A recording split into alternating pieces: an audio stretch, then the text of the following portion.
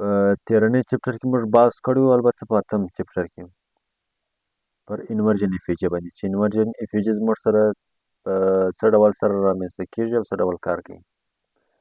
یعنې ښه تفصیلا مو پر هغه موضوع باندې بحث کړی وو. که چېرې ته هغه موضوع یا هغه کلاس چې نه وي کتلی نو لومړی ورته هغه کلاس وګوره، د هغه څخه وروسته بیا دغه وګوره، ځکه بیا دې صحیح سره نه خلاصېږي. عموما موږ پر افیجانو باندې بحث کړی وو چې مختلف افیجان زموږ سره په مارکیټ کې شته،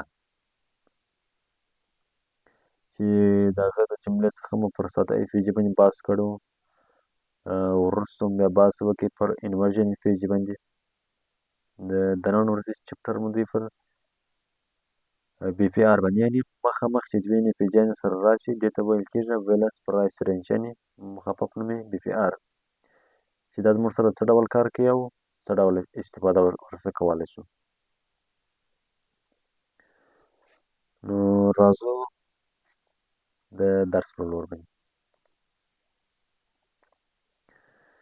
موږ بحث کړی وو چې البته عموما که چېرې راسو موږ افیجي معرفي کړې وه چې د درو کینډلونو ترمنځ چې کومه فاصله زموږ سره رامنځته کېږي هغه ته موږ وایو افیجي. د هغه څخه وروسته بیا بحث وکړي چې هغه افیجي چې زموږ سره بریک شي، یعنې مارکیټ سټرکچر شفټ رامنځته شي، او هغه کوم افیجي چې زموږ سره واقع وي هغه زموږ سره بریک شي، یعنې بریک شي د هغه څخه هغه بیا زموږ سره بدلېږي پر انورجن افیجي باندې. خو اوس دلته البته بله خبره منځته راغله. که چېرې ته فکر وکړې دغه ناحیې ته او دغه ناحیې ته دا زموږ سره یو افیجي واقع ده، خو که چېرې ته دلته فکر وکړې د اولې کینډلې های د درېیمې کینډلې لو، دلته هم زموږ سره یو فاصله رامنځته شوې ده چې دا هم زموږ سره افیجي ده. یعنې د اولې کینډلې او د دویمې کینډلې دواړه افیجیانې زموږ سره مخامخ شولې، نو دې ته بیا ویل کېږي ویلنس پرایس رینج، چې مخفف نوم یې دی بي پي آر، چې دا هم زموږ سره په مارکیټ کې وایلټل یعنې ډېر ښه کار کوي. دا د افیجیانو یو ډول دی چې راځو نور هم سره تشریح کوو. که چېرې ته فکر وکړې دغه ناحیې ته، یعنې د مارکیټ روان ډاون ټرینډ، یعنې هغه ستاسو په اصطلاح شارټ روان دی نزولي. دلته که چېرې ته فکر وکړې دغه ناحیه ده، دلته زموږ سره افیجي واقع ده، قرار لري، صحیح ده. دلته مارکیټ دا بای سایډ لیکویډیټي واخیستله، د هغه څخه وروسته بېرته لاندې راغلی، دا زموږ سره سیل سایډ لیکویډیټي پرته ده. په دغه ناحیه کې که چېرې زه دا لږ رازوم کړم، که ته فکر وکړې دا زموږ سره یو افیجي ده، د دې مخامخ زموږ سره بله افیجي جوړه شوه. اوس به تا ته دا سوال پیدا کېږي چې دغه افیجي خو د دغه ناحیې څخه تر دغه ناحیې پورې راځي، نو باید موږ دا مکمله مارک کړو، خو دا هغه ډول نه ده. دلته زموږ سره اوس ګوره د دغه ناحیې څخه تر دغه ناحیې پورې دا زموږ سره یوه افیجي ده، او د دغه ناحیې څخه تر دغه ناحیې پورې دا زموږ سره بله افیجي ده. اوس موږ ډېر فوکس پر هغه افیجي باندې کوو چې د هغې دغه فاصله کوچنۍ وي، یعنې غټه نه وي، کوچنۍ وي. مطلب داسې کوچنۍ وي. اوس ګوره د دغه ځای څخه بیا تر دغه ځای پورې بیا موږ دغه ناحیه مارک کوو، داسې نه کوو چې دغه ځای تر دغه ځای پورې دغه ناحیه مارک کوو، د دغه ځای څخه تر دغه ځای پورې دغه ناحیه مارک کوو. موږ چې کله انټري اخیستله پر انورجن افیجي باندې، صحیح ده.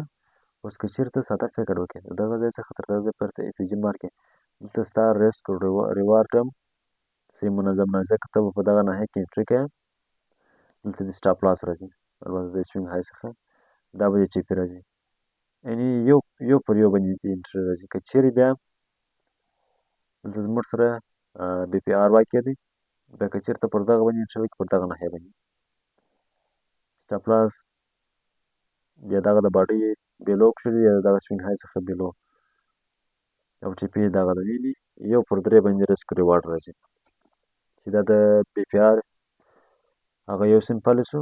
یعنې زموږ سره چې کله دوې افیجیانې مخامخ شولې، یو اف جی بل اف جی.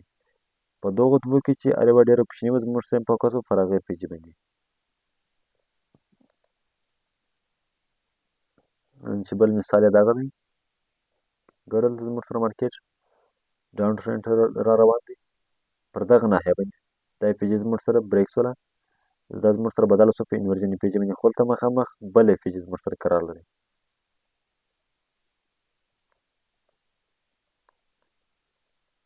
صحیح ده، دا زموږ سره یوه اف جي ده، مخامخ بل اف جي جوړه شوه. موږ ویلو موږ فوکس پر هغه اف جي باندې کوو چې هغه ډېره کوچنۍ وي، یعنې د دغو دواړو تر مابین چې هر اف جي ډېره کوچنۍ وه زموږ سیم فوکس پر هغه اف جي باندې. چې زموږ سره اف جي دغه کوچنۍ راځي نو موږ پر همدغه اف جي باندې باید څه شي کوو، انټري پرې کوو. یعنې دا د اف جیانو د جملې څخه یو بله نوع اف جي ده. صحیح ده، دا یې یو بل مثال دی. دلته که چېرې ته فکر وکړې مارکیټ راغلی دی په دغه پیډاریک ټریپ شوی دی، البته ټریپ شو پر دغه ناحیه باندې زموږ سره دغه اف جي جوړه ده. صحیح ده، ګوره دا اف جي د هغه څخه وروسته بیا مارکیټ زموږ سره یوه بله اف جي جوړه کړه، یعنې سیم هم دلته کلوزینګ وکړي، دلته موږ انورجن هم ورته ویلی شو، خو دلته مخامخ بله اف جي جوړه شوله. د هغه څخه وروسته بیا مارکیټ راغلی دی په باډۍ سره، په دې کې ټریپ شوی دی او نور لاین راغلی سیل سایډ لیکویډیټي. یعنې دا د اف جیانو د نوعو څخه یو بل اف جي وه چې دې ته ویل کېږي بیلنس پرایس رینج. یعنې کله چې دوې اف جیانې مخامخ راشي د هغې څخه موږ په څه ډول سره انټري ځینې اخیستلی شو، سیم بحث پر وکړو. نو زه غواړم چې ته پخپله پر دې باندې په مارکیټ ښه تفصیلا کار وکړې او مخ ته پر ولاړ شې. نو تر بیا ښه وخت او ښې چارې الله په امان.